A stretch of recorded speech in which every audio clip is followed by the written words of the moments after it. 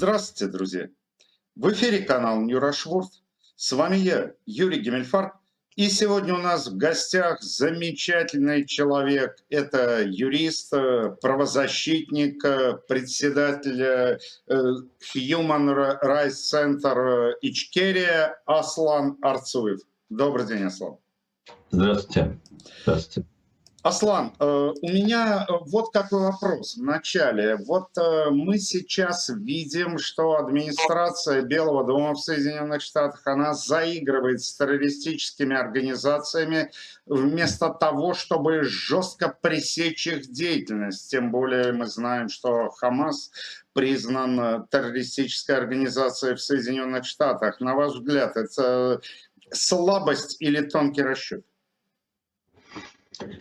Здравствуйте, уважаемый Юрий. Здравствуйте, зрители Юрия и, возможно, мои, которые тоже, наверное, посмотрят это видео. Я честно вам признаюсь, Юрий, я не очень разбираюсь в американской политике и считаю, что некоторые вещи на самом деле выглядят как будто это нехватка силы или тонкий расчет. Я не могу ничего сказать по этому поводу. Хотелось бы, чтобы все было более прозрачно и доступно для нас, простых смертных, как говорится. Как-то так мой ответ, Юрий.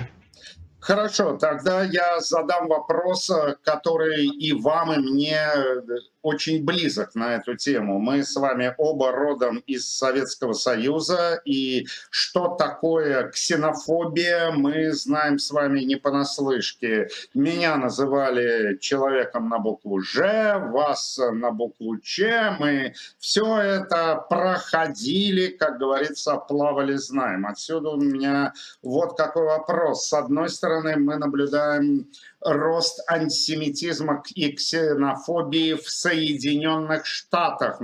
Последняя новость. В Лос-Анджелесе местные джихадисты пришли громить синагогу Ад-Астара и линчевать евреев. Это привело к столкновениям. С другой стороны, мы видим налицо рост популярности джихадистов. И вот тут у меня вопрос. Мы с вами оба прекрасно понимаем, это вещь очень серьезная, и отмахиваться от этого нельзя. Но мне хочется понять, это что? Это часть политики Белого дома? И есть ли опасность, что Байден или Демпартия будут учитывать подобного рода настроение электората и, следовательно, в каденцию следующего, 47-го президента США, тогда Америка из ближайшего союзника Израиля превратится в его противника? Как вы считаете? Я считаю, что ваши опасения немного преувеличены, на мой взгляд, потому что Америка всегда была свободной страной, и высказывания разных точек зрения, и абсолютно глупых, и антиамериканских даже, скажем так, потому что никак по-другому эти настроения назвать, в том числе антиамериканскими, нельзя, и антицивилизованными, антизападными, не просто они антиизраильские или антиеврейские.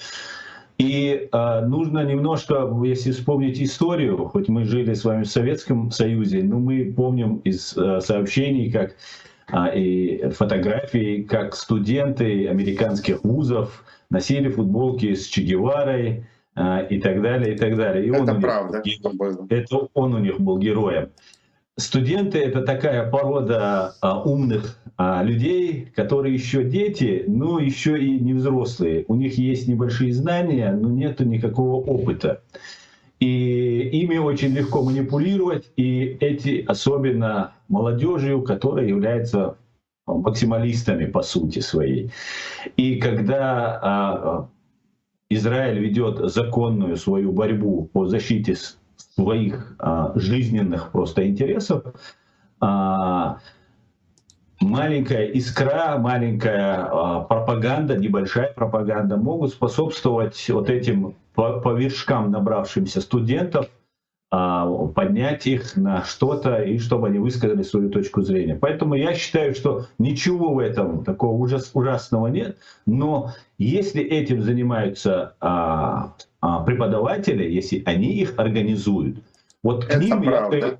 да, вот к ним я бы относился бы более внимательно, потому что взрослый человек, который образованный человек, не может не понимать, если он немножко углубится в тему, что Израиль ведет, ну, фактически войну за выживание. Он хочет просто сохраниться. И если я не отказываю в праве Палестине, арабам Палестины иметь свое государство, это арабы Палестины отказывают евреям иметь свое право, свое государство и в праве на жизнь.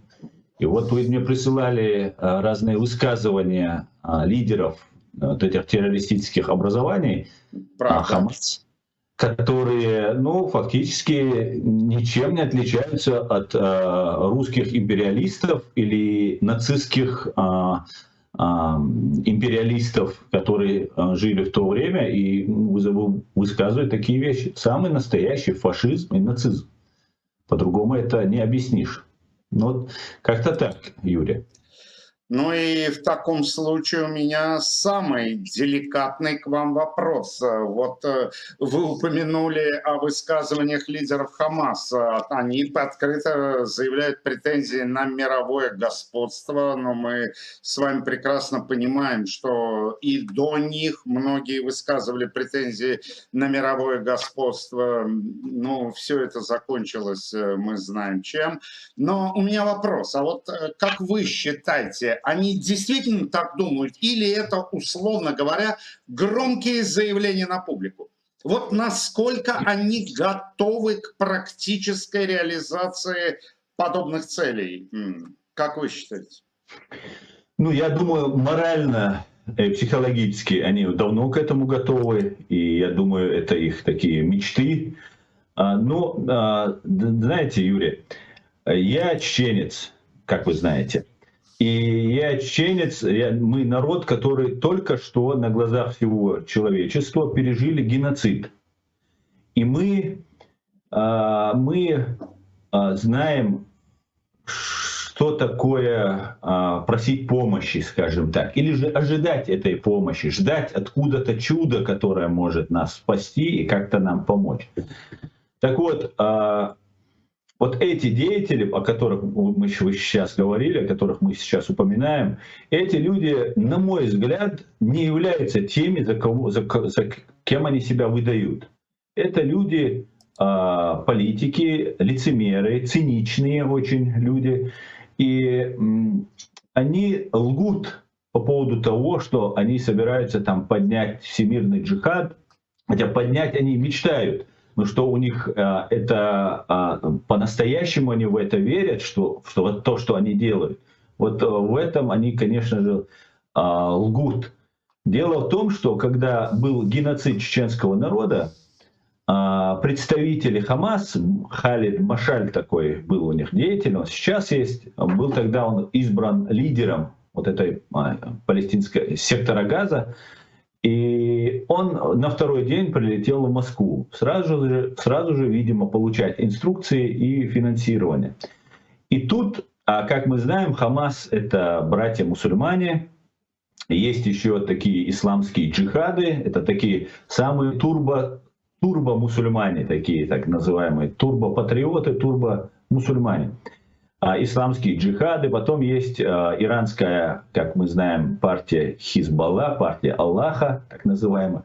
Короче говоря, Юрий, если мне, как мусульманину, нужна помощь, то я должен обращаться именно вот в эти организации, потому что и их название, и их риторика говорят о том, что они защитники обездоленных мусульман и защитники слова Всевышнего. Но если по каким-то параметрам джихад можно определять, то в Чеченской республике Ичкерия, мы это называли Газават, Чеченская республика Ичкерия был самый настоящий джихад. Чеченцы боролись за свою свободу, за свою родину, за свою жизнь и так далее, и так далее. Так вот, эти деятели, которые нагло лгут, что они являются какими-то защитниками мусульман или что они являются я еще больше скажу, вообще мусульманами. Когда его спросили, вот этого Халида Машаля, он заявил, что Чечня — внутреннее дело России. То есть уничтожение, геноцид целого народа — внутреннее дело России, он сказал. Мы это хорошо запомнили, очень хорошо. Нам, конечно же, помогали очень мало кто на этой земле. Но турбо-мусульмане должны были первыми нам помогать. Или хотя бы делать заявление по этому поводу. Нападение, акт геноцида в день рождения Владимира Путина, совершенный 7 октября 2023 года в отношении еврейского населения, является вопиющим просто фактом, когда откровенным таким фактом, когда они, прикрываясь исламом, прикрываясь религией, называв это наводнение Аль-Акса, как мы все это знаем, совершили нападение на мирных, безоружных людей, которые далеко находились от той самой Аль-Аксы, мечети Аль-Аксы. Поэтому они могут, конечно же, лгать, они могут лицемерить. И благодаря вот этой лжи и лицемерию, или как она называется, реалполитик нынешнего, ну вообще, которая происходит в мире, этот конфликт уже идет десятилетия. И сейчас можно уверенно сказать, что мусульмане всего мира уже не подвержены той наглой, той оголтелой пропаганде, антиеврейской, антисемитской пропаганде. И это я могу свидетельствовать как человек, который так же, как все чеченцы или же мусульмане, подвергаются антиеврейской, антисемитской пропаганде. Можем сказать, что да, мы уже переболели этим, мы понимаем, что Израиль прав, Израиль ведет борьбу за свое освобождение, за свое существование.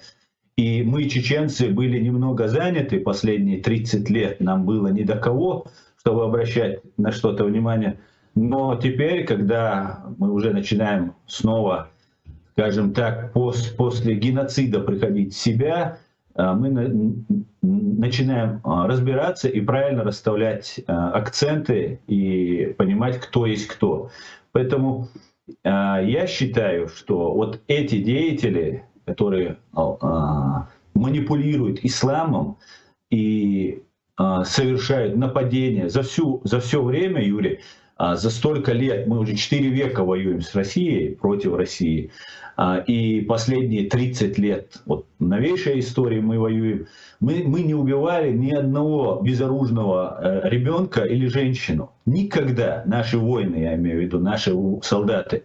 Это кодекс чеченского воина.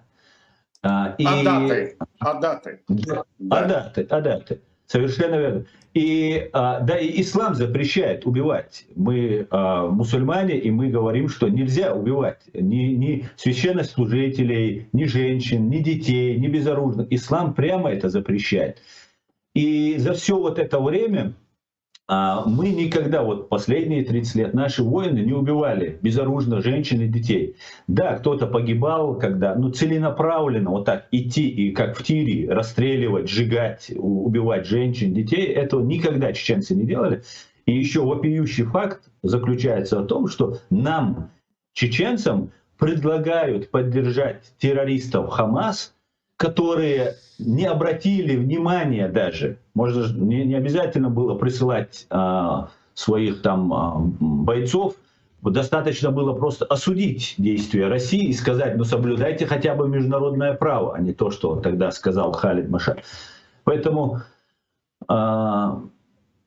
мы считаем, что вот эта деятельность, которая ведется вот этими террористами, она никак не может быть одобрена чеченцами во всех смыслах, начиная от того, что евреи правы, заканчивая тем, что убийство, нарушая правила и обычаи ведения войны, нарушая международное право, стать фактически соучастниками, нам предлагают чеченцам, стать соучастниками вот этих террористов Хамас, чтобы мы разделили их участь и стали такими же мерзавцами и подонками, которыми мы никогда не были. Как Вы это? меня удивили насчет Халид Машаля. Единственное, в чем я вас поправлю, вы сказали последние 30 лет. На самом деле этот геноцид, вот то, что я знаю, я прошу прощения, может, я не знаю, но он де-факто начался 23 февраля 1944 года с операцией «Чечевица». Погуглите, дорогие друзья, что это такое. Это когда чеченский ингушский народ в в вагонах для скота вывозили в Северный Казахстан, когда только в дороге, я подчеркиваю это, только в дороге погибло около половины депортируемого населения по надуманному обвинению, что якобы чеченцы, они ждали Гитлера. Кстати, и тут вот я тоже напомню, муфтий Иерусалима Аль-Хусейни, он не осудил это, он сделал вид, что этого не было. Так, на всякий случай, это просто для информации. То, что был Совершенно верно. концлагерь, я не оговорился, в Чернокозово, начиная с Первой Чеченской, об этом никто не упоминал. Это тоже так, на всякий случай, просто для понимания. И депортацию ни чеченцев, ни ингушей, ни крымских татар не осудил ни один имам, шейх, муфтий. Этого не было. Это тоже, друзья мои, для понимания. И в этой связи я хочу задать вам вопрос. А вот есть ли разница между исламом и джихадизмом? Вот как вы считаете? Сейчас я вам просто немножко поправил бы тому, тот, Конечно. вас, ну, вот тот момент, о котором вы сказали. В 1944 году нас выслали, да, этот геноцид не первый, мы 4 века сражаемся, и большая русско-кавказская была война, сейчас 2 русско-чеченские войны, которую россияне пытаются представить гражданской, и вот называют ее чеченской войной и так далее. И мы за все это время потеряли, как вы правильно сказали, огромное количество людей, и никто в этом мире, и ни арабские страны, ни мусульманские так называемые страны, никто нам не оказал ни поддержки, ни защиты, ни сопереживания. Конечно, люди отдельные помогали, были и митинги были, и поддержка какая-то была, но на уровне государства этого, конечно, мы не видели. И еще один момент. В 1944 году, 23 года за помощь Гитлеру, которые уже находились, немцы уже находились в Европе, как мы понимаем, 1944 год, уже открылся второй фронт и так далее, и так далее. И все наши мужчины, кто мог держать оружие в руках, насильно были и насильно, кто-то может и добровольно, которые были забраны на войну, и фактически выселение, или как депортация, а точнее это геноцид под видом депортации, происходил женщин и детей. Вот это такая благодарность советского народа, КГБшников нам за то, что мы сражались за Советский Союз, ну и так далее, и так далее. И возвращаясь к вашему вопросу про ислам и джихадизм. В исламе, как мы знаем, существует понятие джихада. Джихад делится на 2 типа. Тоже, наверное, многие знают, на большой и малый джихад. Большой джихад — это борьба со своими страстями, поклонение Господу, служение Богу. И малый джихад — это уже вооруженная борьба считается. И вооруженная борьба, она считается не зря малой борьбой. По поводу джихадизма, джихадизм уже само слово, сам термин несет в себе такой крайние формы, радикальные формы. Ни в исламе, ни в любой другой авраамистической религии не приветствуются крайние формы или радикализм. Поэтому джихад имеется такой принцип, он известен, а вот джихадизм, он, на мой взгляд, противен религии, любой религии, так как он несет в себе крайности. Вот как-то так, Юрий. Я вижу. Тогда вопрос. Вот опять же вы просто прям возбудили мое любопытство по поводу заявления Халеда Машаля и того, что никто из арабских стран вас не поддержал. Я, извините, читал с большим интересом Коран в переводе Кулиева. Очень интересная, очень интересная книга. И, насколько я знаю, у ислама 5 столпов, один из которых – закят. То есть это помощь нуждающимся, простите, какие же они мусульмане, если они не помогали своим единоверцам. Тем более, что чеченцы сунниты, и тот же Халед Машаль, он тоже суннит. Я ничего не путаю? По-моему, нет. Абсолютно правы, абсолютно. Где так. эта помощь? Этой помощи нет. Этой помощи нет. Юрий, смотрите, меня, кстати говоря, называют евреем, потому что я вот эту позицию свою, которую вам сейчас тут рассказываю и пропагандирую, это делается для того, что мне, конечно, это приятно, что меня так называют, потому что по-другому меня умным еще пока никто не называл.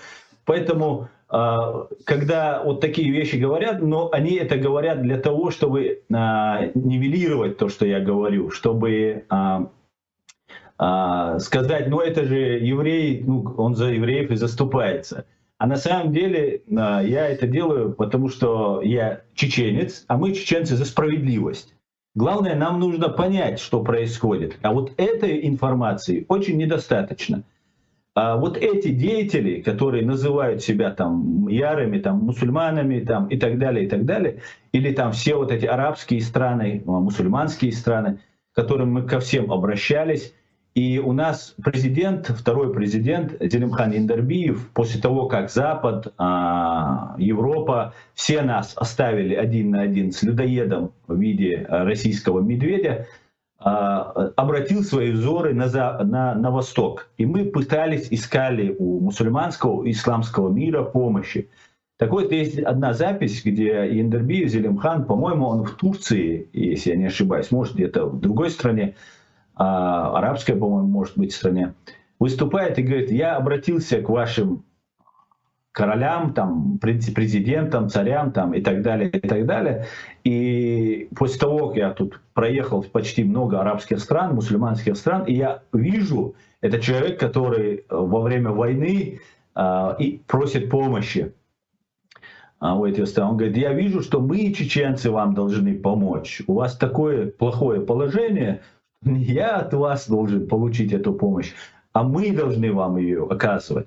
Поэтому нету, как мы уже поняли для себя, чеченцы, нету никакого исламской уммы, исламского мира. Есть арабский мир, есть тюркский мир, есть другие вот эти разделенные на этнические группы, но нету того мусульманского мира, в котором, к сожалению, мы, чеченцы, были обмануты и думали, что есть какие-то... Да мы думали, и на Западе есть люди и страны, которые разделяют демократию, принципы, ценности демократии, права человека, свобода и так далее.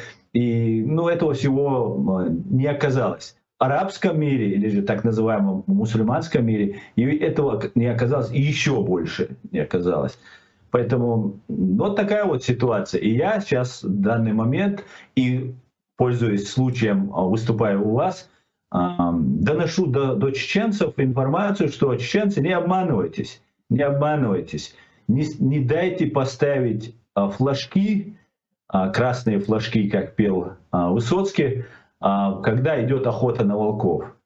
Не дайте, не говорите, что люди, которые вам ничего плохого не сделали, страны Израиль, западные страны, да и арабские страны, которые непосредственно нас не убивали, не принимали участие в геноциде чеченского народа, не надо делиться, не надо отгораживаться от кого-то. И фактически обижаться на весь мир, потому что, ну, у нас есть все основания для этого. Поэтому будем прояснять, просвещать, как говорится, и есть успехи определенные, слава Богу. Я полностью с вами согласен, и в этом отношении просто хочу поддержать и сказать, дорогие мусульмане, читайте Коран, там все написано. Отличный совет. В том числе читайте суру 5, аяты с 20 по 21. Там четко написано, что сказал пророк Муса в отношении этой земли, что она принадлежит евреям. Пророк Муса, это для тех, кто не в теме, в христиане его называют Моисей, евреи его называют Моше. У нас же авраамическая религия, это просто вот почитайте. И насчет 5 столпов Корана я тоже напомню, что их 5. Это шахада, свидетельство, символы веры, намаз, закят, это помощь бедным, в некоторых странах это религиозный налог, это пост в Рамадан и это хадж в Мекку. 5 столпов ислама. И вот тем, кто жаждет уничтожения Израиля, я просто хочу сказать, ребята, вас ничего вот не заедает, что еврей знает Коран лучше вас. Вот ничего нигде не щелкнуло. Читайте Коран. Там написано все. Читайте книжки, черт возьми. Аслан, спасибо вам огромное за интереснейшую беседу, друзья. Я напоминаю, вы слышали точку зрения чеченского правозащитника, юриста, председателя Human Rights Center Ичкерия Аслана Арцуева. Ну, я напоминаю и другое. Выводы всегда и везде и во всем делать только вам. Подписывайтесь на канал Нюрашворд и до встречи. До свидания.